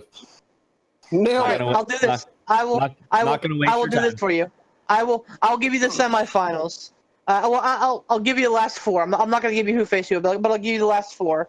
It was Jeff Jarrett, The Rock, Ken Shamrock, and Dan Severn. Oh, I love Dan Severn. I honestly don't know. I don't remember, and I'm not going to waste your time. So go ahead. Wow. Can I hazard a guess? Yeah, man. Have at it. Because I kind of remember that one. You won what? The finals match. So the 2 that were in the final and who actually won. Yeah, I'm pretty confident that I know this one. Oh, look at you. Do you want me to go, or do you want me to give? Or do you want, man. who do you Big give it to? swing over there. No, go ahead. Okay. and just the reason why is I think like I watched a lot of the stuff from '98 because that's one of my favorite years. That's when I can't remember this detail, but I can't remember if this was the kicking off of the Rock Shamrock feud or if they had been feuding for a while and it culminated in this match. But it was The Rock versus Ken Shamrock in the finals of that match, and The Rock didn't win. Ken Shamrock did. Ken Shamrock was king of the ring. That is correct. Ken motherfucking Shamrock was king of the ring over the damn Rock. He did it with the By the ankle lock too, way- didn't he? He sure did. Defeated him by ankle lock? submission. Yep. Yes, sir. By the way, there were two pretty important matches here. The infamous Kane versus Steve Austin match, where Kane won, and I think 24 hours later he relinquished the title. And then, of course, the by God, that man's got a family. Undertaker versus Mankind at Hell in a Cell also appeared at this event. Good God Almighty, that killed him. Good God Almighty! Yep. All right, All Tom, your right. turn. I'm not going to talk about King of the Ring. Oh, Yeah, I'm going to talk about something that happened after a Clash of the Champions. oh boy. So there's been many a times that many a titles have been vacated over the years. But I want you to give me the most recent vacation of the United States title and the circumstances that surrounded it. Oh my goodness.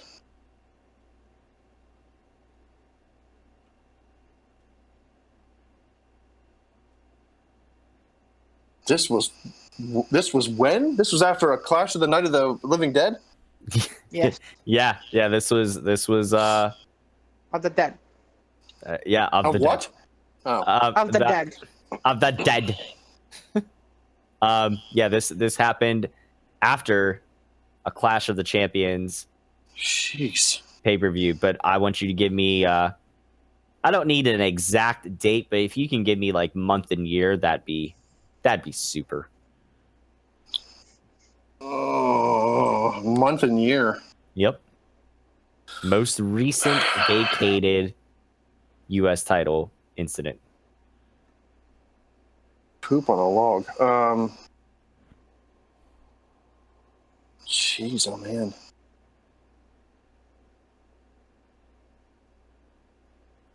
Just be happy it was this and not a New Japan question. You Oh, almost got that tonight. never would have gotten that. I know. That would have been a good one for beef. I never would have gotten that. Yeah.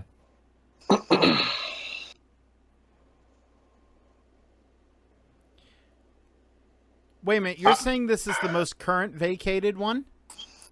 Yep, the most recent time it was vacated, the United States title. I think I know this.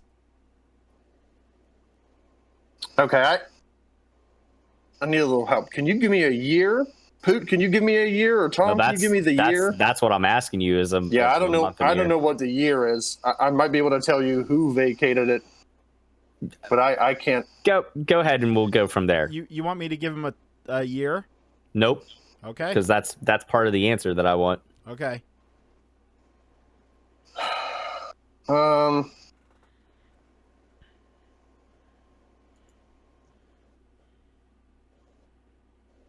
I don't know the incident surrounding it, but I want to say that Dolph Ziggler vacated or lost the title, or it was stripped from him, or like he had it and it was vacated for some reason from Dolph Ziggler.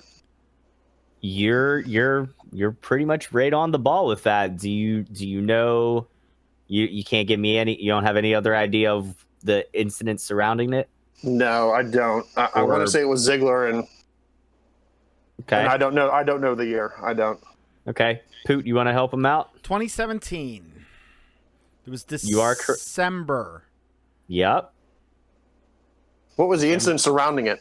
He wasn't that when he just dropped it and he quit and walked out? Yeah, pretty much. So here's what happened. So Dolph Ziggler had won the title in a triple threat match that involved Bobby Roode at Clash of the Champions, December 17th, 2017. And then December 26th, 2017, on an episode of SmackDown, SmackDown General Manager Daniel Bryan ruled that Dolph Ziggler vacated the title after he left it in the ring on the December 19th episode of SmackDown. Jeez. Yep. So you were sniffing around there. You pretty much had the scent, and so I'll give you half a beef coin on that one. That was a pretty good job. I like how Tom's just handing out beef coins left and right. Hey, I'll do what I want. I'll hand out beef coins. I'll hand out fucking whatever. Hand out Hand tiger, out Bardic tiger rubles. Bardic rubles. tiger bucks and Bardic rubles. Thinking Poot Nickels. Poot Nickels, yes, I love it. So, man, you two better watch it, or else we're gonna have another lawsuit flying around here for copyright infringement. Oh, boys. On the old New beef official coins. currency of Bardic Industries. Poot Nickels. Oh. Poot Nickels. Okay, Poot. Put me out of my misery. How much do you know about the Royal Rumble? The Royal Rumble? Not as much as beef does. Okay, well, Beef might be a phone a friend on this. This is Royal Rumble 92. Ooh. So it's a throwback. I'm really not familiar with the early ones. So Beef really might be tagging in on this one. all right. All right, so I want, in this particular order, the first 3 entrants, the last 3 entrants, the final 4 left in the ring, and the winner. God I don't even think I can give you that, man. almighty. Jeepers creepers. Well, Yeah, it's a okay. humdinger. So this was what? Let's see. The first Rumble was what, in 89? So Beef, you're not a lifeline until Poot gives up. So shut Okay, your hole. that's fine. Nope, I'm just thinking timeline to myself. You're all good. 92. Wait a minute. No. Beef, I remember us talking about this. You always bring up one of the early Rumbles where it was Flair. Cuz I know I really feel like you say 92 is the Flair year. I can't help you, man. I know. My lips are sealed until you call on that lifeline. I can't do anything for you. I'm going to say that was Flair year. Because every year when we watch the Rumbles, I think this year we watched the Flair one. I think we did. I think we watched the Flair one this year, and I think this was Flair year. So I'm going to say 92 was Ric Flair. Well, you already lost because you're going out of order. Well, okay then. Beef, go ahead. First off, give me the first 3 entrants in order. I don't know.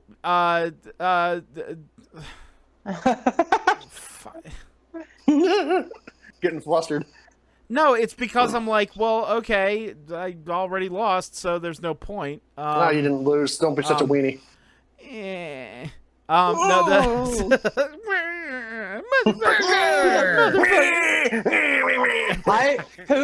I for sure know the last 3 and the winner. Beyond that, and I know one of the first 3 entrants. I'm damn certain that this is the Ric Flair year, so I think I have that.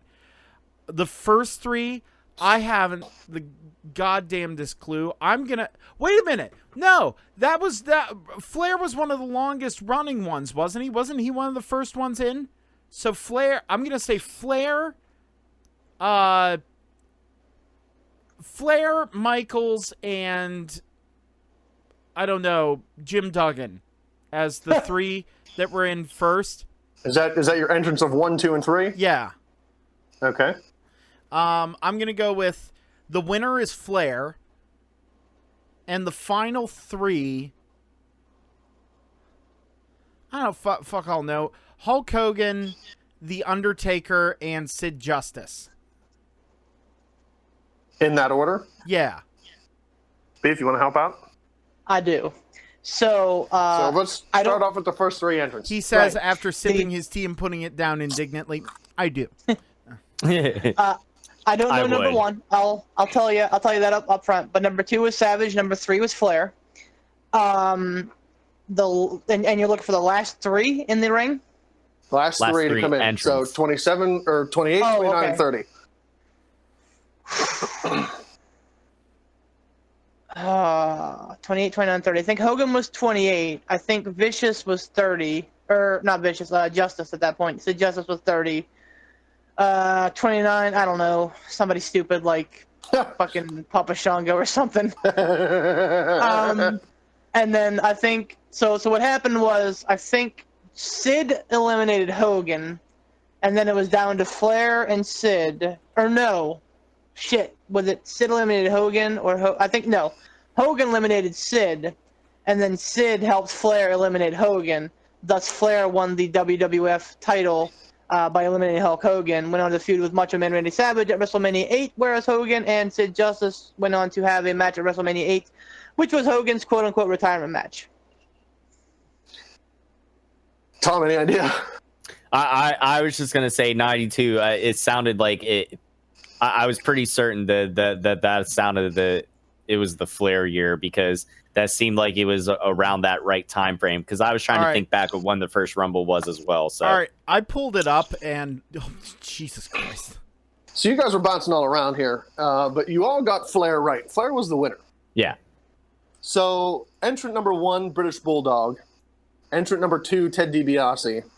Entrant number 3, Ric Flair. Okay. Oh, I got Ric Flair right. Entrant 28, Sergeant Slaughter. 29, Sid Justice. I got Sid right too. 30 is the Warlord. Oh, the Warlord. Right. Yeah, speaking of somebody obscure. So the last 4 entrants in the ring were Savage, Hogan, Justice, and Flair. Flair and Sid eliminated Savage. Sid eliminated Hogan. And then Hogan, in typical Hogan fashion, stayed out there. Him and Sid jogged back and forth. Hogan reached up and grabbed and held onto Sid's arm or Sid's hand. And Flair came up behind Sid and dumped Sid over. See, that's what I was thinking, but I was like, Hogan wasn't a heel, so it would make more sense for Sid to do that to Hogan. But no, I was right the whole time. Hogan was a heel. So I think Hogan was always a heel. Yeah. He was just a big old fat baby. Big old fat baby. No, He's Crybaby. just he's a stealth heel. Fake Yeah. nuts. He's a stealth heel. Stealth heel. Yeah, Good. Flair's time in that was 1 hour and 2 seconds. Wow. Holy shit. He had 5 eliminations. Talk about Wow. going Broadway. I know, right?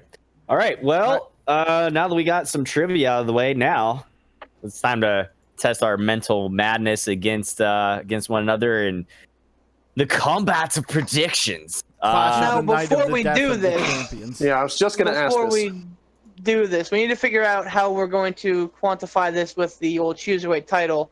I liked doing the group of them last time, so like I'm all in doing like this and like Hell in a Cell and then like Full Gear to end it off.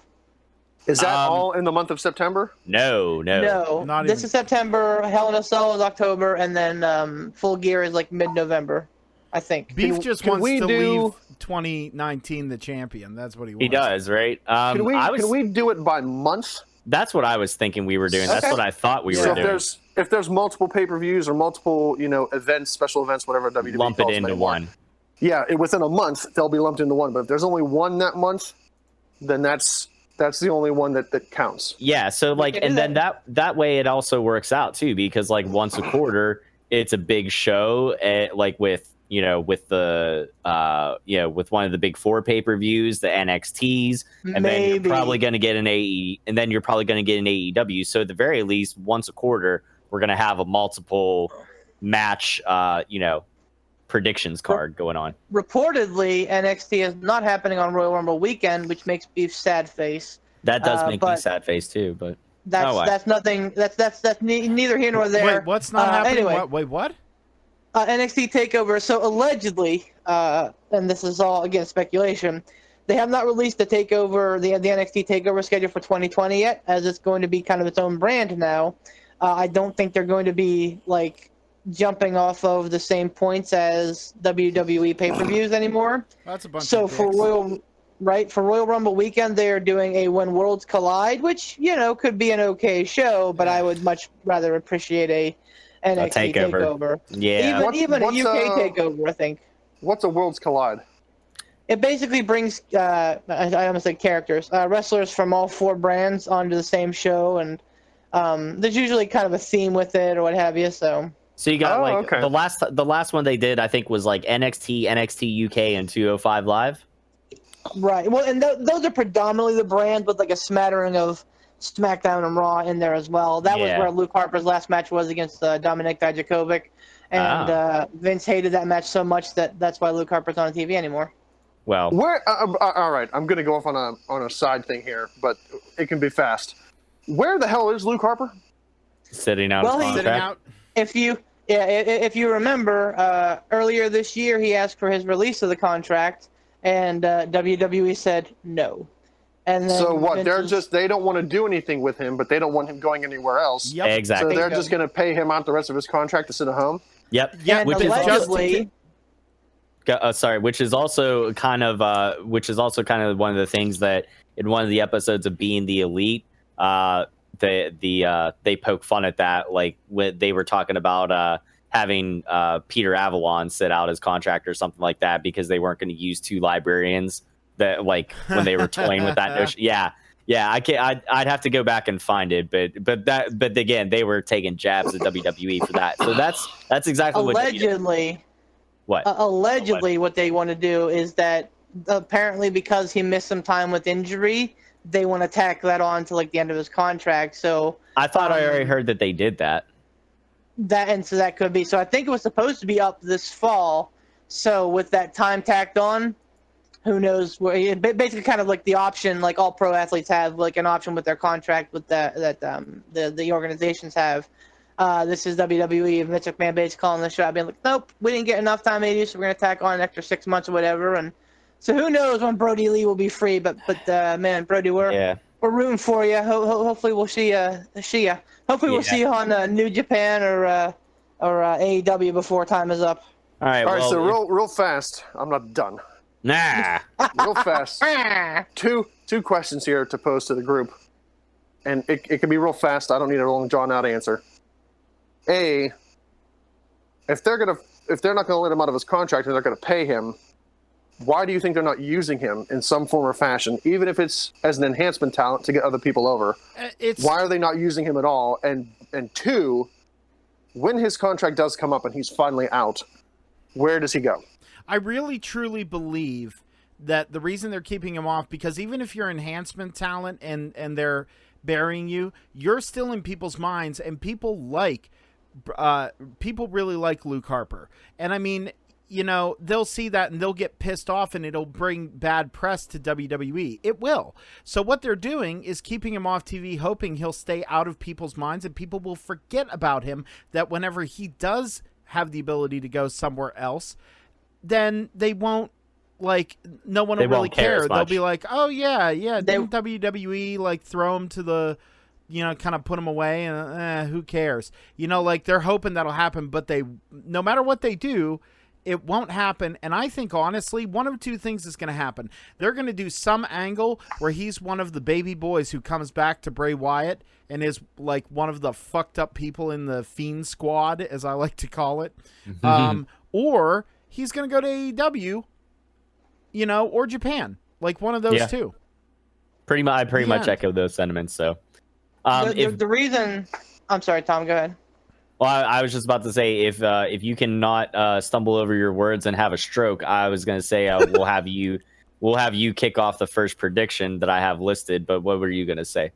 Yeah, the reason that Luke Harper is not wrestling right now, like Boot said, is basically to keep him out of sight, out of mind, but also because Vince really, really, really shit on that match with him and Dijakovic. He was not a fan. And it wasn't a bad match. It was 2 big guys that really went. But, Vince just wasn't a fan of it, so he's using it as an excuse to keep him off. As for where he ends up, as much as I want to say AEW, I think he's a better fit for New Japan, maybe even a member of the Bullet Club. That'd be kind of cool. Well, does he stick with the dirty tank top blue jeans gimmick, or does he show up in tights and, you know, like wrestle as a wrestler? I mean, Brody Lee kind of did the same thing where he came out in like jeans and a tank top, I believe. That's not gonna be like a dirty tank top, but you know, he'll be much the same guy as he is now, pretty much. Yeah. All right. Well, with all that out of the way and all the speculation, we'll have to keep our eyes on as I'm sure the dirt sheets will do so, and all the wrestling darlings of the internet and interwebs will do.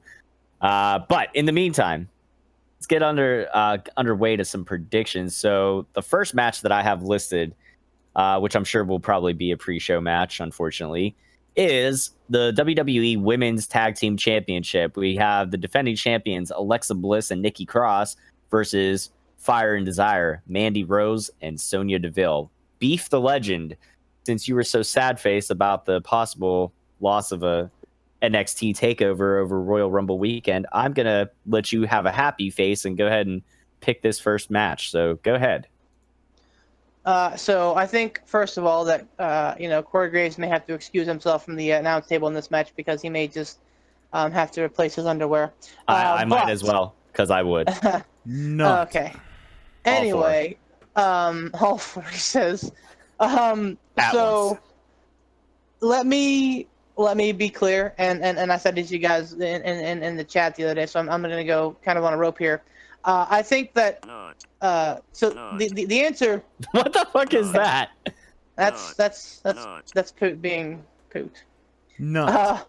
So I think that Cross and Bliss will win. I think that Bailey and the Boss both walk out with titles as well. I think that Bailey and the Boss and Hug Connection beat Cross and Bliss on the debut of SmackDown Live on Fox, and then I think at Hell in a Cell you see the Four Horsewomen collide for all the gold. Becky and Charlotte versus the Boss and Hug Connection for every single title on the line, in which we see the other Four Horsewomen Four Horsewomen come out and what event are we talking about again? Jesus Christ. I'm just saying where my mind is. But to answer your question, Cross and Bliss. Well, thank you.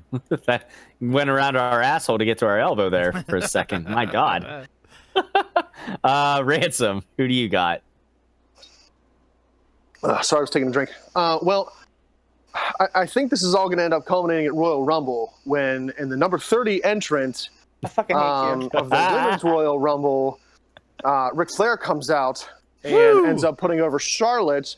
Charlotte ends up winning the Women's Royal Rumble to go on to then enter the Men's Royal Rumble. She'll win that, capture all the titles, and then end up losing all of them to Shane McMahon, who will be the SmackDown and Raw Women's Champion, the Universal and the WWE Champion, probably somehow end up winning King of the Ring, and then also land in New Japan Pro Wrestling, where he'll win the NWA and the AEW title. So I digress. Go back to the original I think you better send that fucking ambulance, man. That just did it for me. My face is drooping. My face is drooping. So yeah, to go back to the original question, I think Cross and Bliss win. Oh my God. Wow. Tom? No, I'm dying over here. I think I might. Drooping. My face isn't drooping. I just can't breathe. Tom can't breathe. All right, hold on. He's drooping. I think I've Poot also fell asleep. No. Poot's like, fuck this, I'm out. It's like, I've had enough of this idiot's tirades. I'm going to bed. I know, right? So I also pick Alexa Bliss and Nikki Cross to win this one. I would love to see Mandy Rose and Sonya Deville get it at some point. Giggity. But were they originally in the Riot Squad together? No, you're they thinking were never the Riot Squad. Yeah, they were not the Riot Squad. They were with Paige as Paige. as whatever little trio was there. Yeah, I know. Absolution. No. There you go. Thank you, The Absolution. submission sorority. Yeah. All right. Anyways, so yeah, go ahead with your pick there, Poop. I was gonna pick, but Ransom already took my original pick, so I'm gonna have to go with. I'm gonna have to go with Bliss and Cross as well. It's too soon to take those belts off them. It just is. It's that simple. Yeah, and I think this is gonna set up. I think it'll set up for a nice little. A nice little breakup feud turn or whatever whenever they finally do drop the belts. I think maybe that angle that we were thinking of before with the whole like Alexa betraying Nikki sort of thing, I think maybe that'll happen like once they drop the titles. It'll be like, I don't know, but what the fuck is that? Seriously, it's the Nut Button app. The nut button Yeah, now? when you hit it, it says nut. I don't have that, but I'm gonna have to look it up now. Nut. Got it. Wait, That's Nut. for all 4 of them. All right. So the next match I have, probably also another pre-show match. The Cruiserweight Championship. It is your champion Drew Gulak versus Humberto Carrillo versus Lince Dorado. I forgot the Lince was in this match. Son of a bitch. All right. Well, that's why I do the picks. Anyways, nuts. Sucks to be you, nerd. Yeah, nerd. Ransom, go ahead with your pick. I know, I caught you while you're taking another drink. You did. I'm good for that. I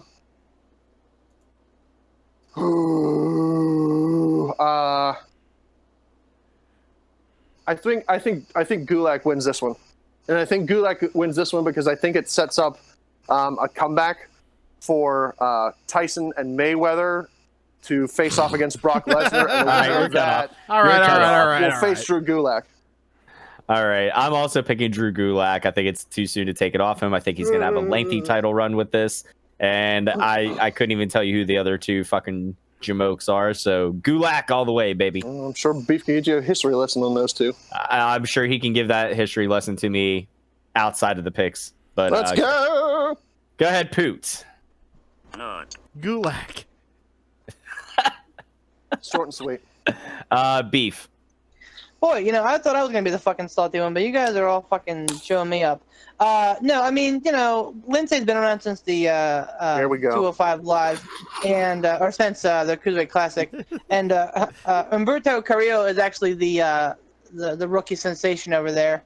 It makes sense to have Carrillo win, but not yet. And also, it goes, you got to think when. I'm sorry. I'm sorry. We love you, Beef. We do. I hear.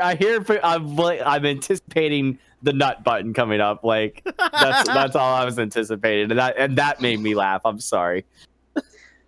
My other point was that you got to think about when they're going to bring in.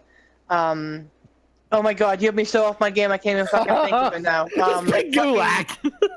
It's Gulak. I'm picking Thank Gulak you. because he's gonna win the Ace of the Juniors. Thanks for the history lesson, JR. Oh my God. Nut. I can't.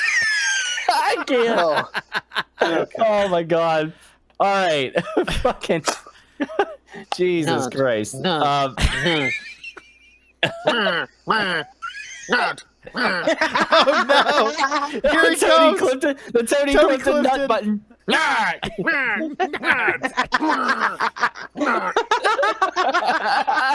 Oh Jesus! All right, don't start. We're all gonna start dying and hyperventilating. All right, here we go. Okay. All right, boy. next match. I think this will probably be again, and these are always never in necessarily match order, but this is what I have down. Wow, I hear a really bad echo. What the hell? It's on your end, buddy. Is it? Yep. Okay. Anyway. All right. So WWE Raw Tag Team Championship match. Seth Rollins and Braun Strowman, defending champions versus Dolph Ziggler and Robert Roode. I will pick this one, and I'm going to say that Ziggler and Roode take the titles. Pootski. Smart call, because that's what I was going to do as well. All right. Beefer. I'm going to continue the trend, and we're picking all the same. Ziggler and Rude. And Ransom. Mr. Clifton. Ziggler and Rude. Ziggler Roode across the board. I can't. That's so fucking funny. Mustache! Mustache Mountain! All right, the next match. The SmackDown Women's Championship. Bayley versus Charlotte Flair. Poot, you are up to pick. Nut. Bailey. I would. Really can't nut in a match with Charlotte Flair. Really can't. Beef. You, who sir, got? underestimate my ability. Oh, You know, I saw Charlotte on SmackDown tonight, and her Here we it looks go. like her face work has already gone to shit. Like it feels like she just came back with the face work like 2 months ago, and it's already like drooping and looks terrible. So poor Charlotte. I'm picking Bailey. I was waiting for it. Ransom, who you got? Bailey. And I also have got Bailey. This is going to be a pretty even killed card. And it's not even by it's not even by dint of anything, dude. It's just these matches seem kind of obvious. Pretty predetermined. Well, you never know. We might disagree on some stuff. So actually, With Rollins and Braun, there was a tinge of me that says because everyone expects them to lose, do it. I feel like they might just do it, but please. I can't. Ziggler and Rude make too much sense. So Please not. Well, all right. So who picked that? Poot picked first on that, right? Yep. All right. Yep. So Beef is up to pick next. Here you go. King of the Ring finals. Baron Corbin versus Chad Gable. Beef or Rooney? Who you got? Chad Gable, because I got to root against the Evil Empire. Ooh. Ransom. Corbin. Yeah, that's my boy, because that's who I'm going with. It doesn't make sense for Gable. It just doesn't. Hail King Corbin, baby. Poot, who you got? Man, I got to be a fighting champion. I got to go with Gable. He's ready. He's willing. He's Gable. Oh, well, he's... never mind. I'm not going to make an insensitive joke there. But, let's see. All right, next match. Officially, I guess, just made official today. So I'm going to have to fix that because this match is not officially listed as of yet, and apparently it is now. So, United States Championship, AJ Styles defending against Cedric Alexander. Ransom, who you got? Styles. This is a hard one for me to pick, actually, because I feel like they're bringing Cedric Alexander on a nice momentum upswing, but I think this is a case where he's going to get over more losing than he will willing. So I'm going to say Styles as well. Poot, who you got? I feel like making the OC look weaker than they already are is kind of erroneous. So I'm going to go with Styles. And Beef. Did you know that this match was supposed to be Styles versus Ricochet in a ladder match for the United States title? I did not. Nope. I'm disappointed it's not all the same. These two athletes can go. They had a hell of a match on Raw.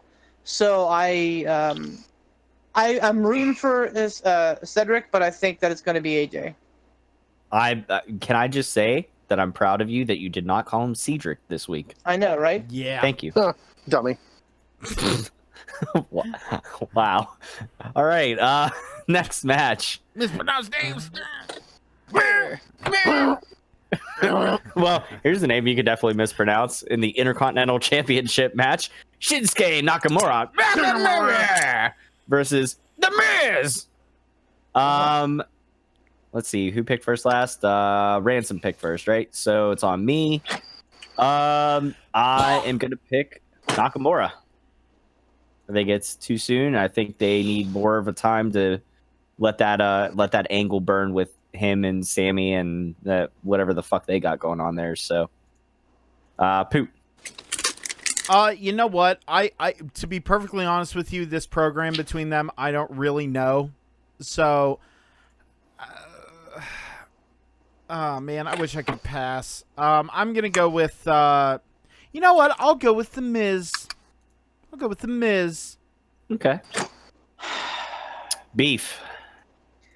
So two things. One, speaking of mispronunciation, my mother-in-law likes to call Shinsuke Nakamura shit-stained guacamole, and Wow. the pop quiz hot shots. Okay. There are two people. Okay, speed reference. Go ahead. There are two people on top of the Intercontinental Championship the standings at 9 reigns apiece. Who are they? At 9 wins apiece?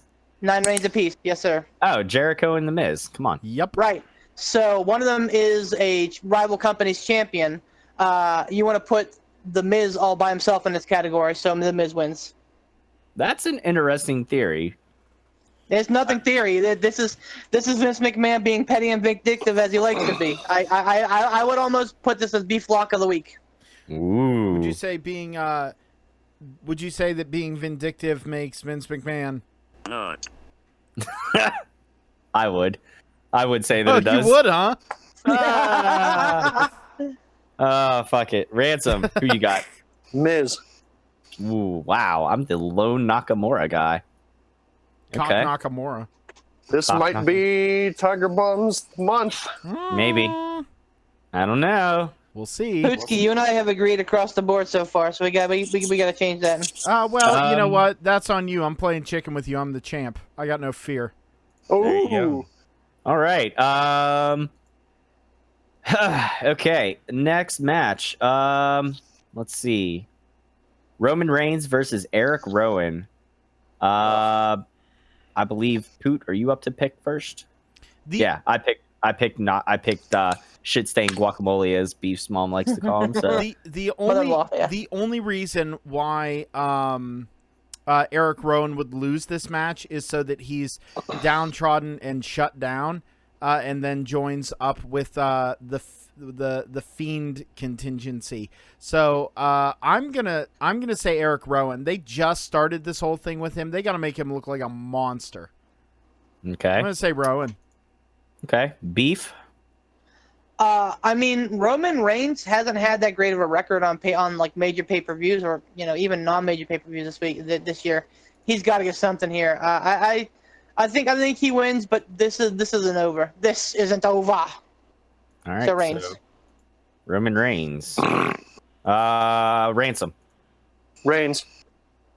And last but not least is me, and I am also going to pick Roman Reigns because the last times that I've bet against him, it's bit me in the ass, and I've just learned to fucking go with it. So I'm picking Roman Reigns. So Poot's the lone man on that one. This could be another interesting turning point. I just feel like it's stupid to have it be like, oh, we're gonna build you up.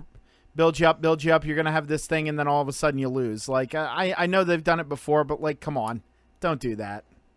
Like WWE has written the book on that booking, so We'll see.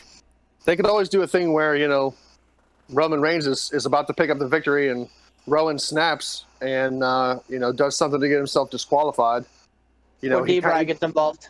He comes out on top, looking like the stronger person, but Roman Reigns technically wins due to a disqualification. Well, that's if Daniel Bryan gets involved, that sets up Rowan Bryan. I mean, yep, true. So who knows? This could be what started as a very Scooby-Doo-esque kind of fucking what the hell's going on storyline. I hate it when I get a Scooby-Doo-esque fucking. It's always lots of doors and confusion and old men in masks. I was gonna say that sounds like.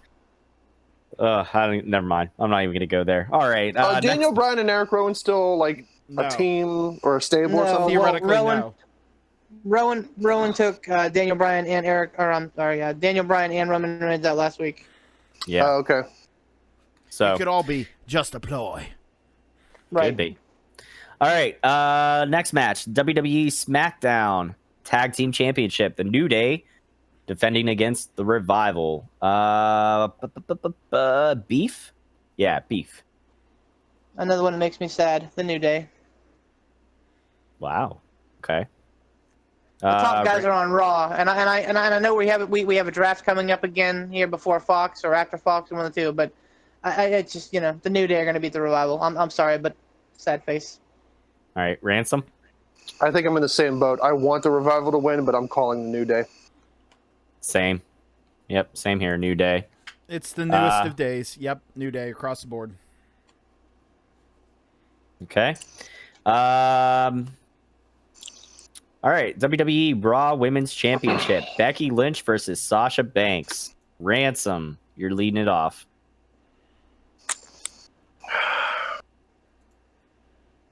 I think they're going to put it on Sasha because I think they'll have Bayley and Sasha be... I think they'll have them be maybe they won't. I don't know. I don't know what to call for this one. I'm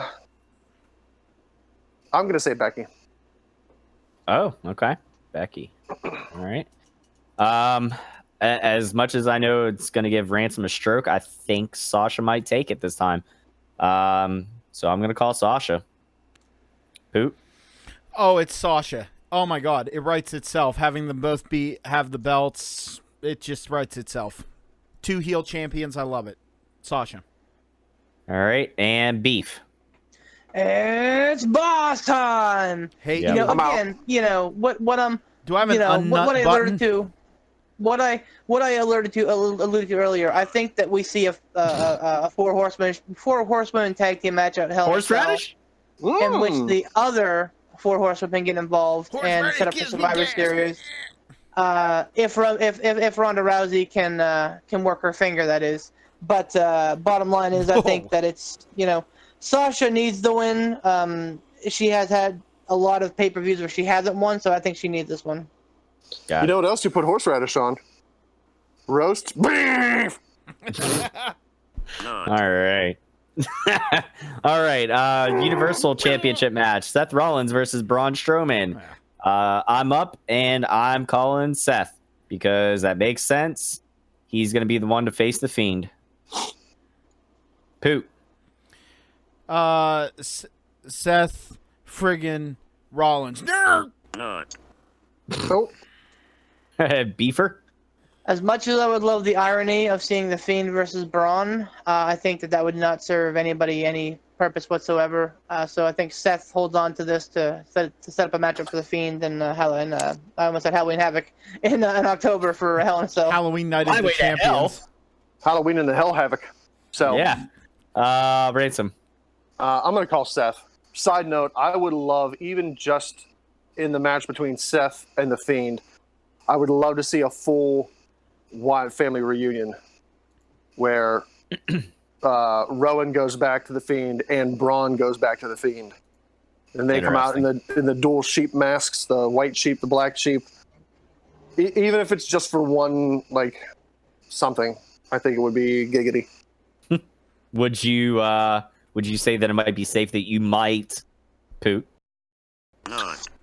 a little bit? There you go. Okay. Anyways, all right. Last match. WWE Championship. Kofi Kingston defending against Randy Orton.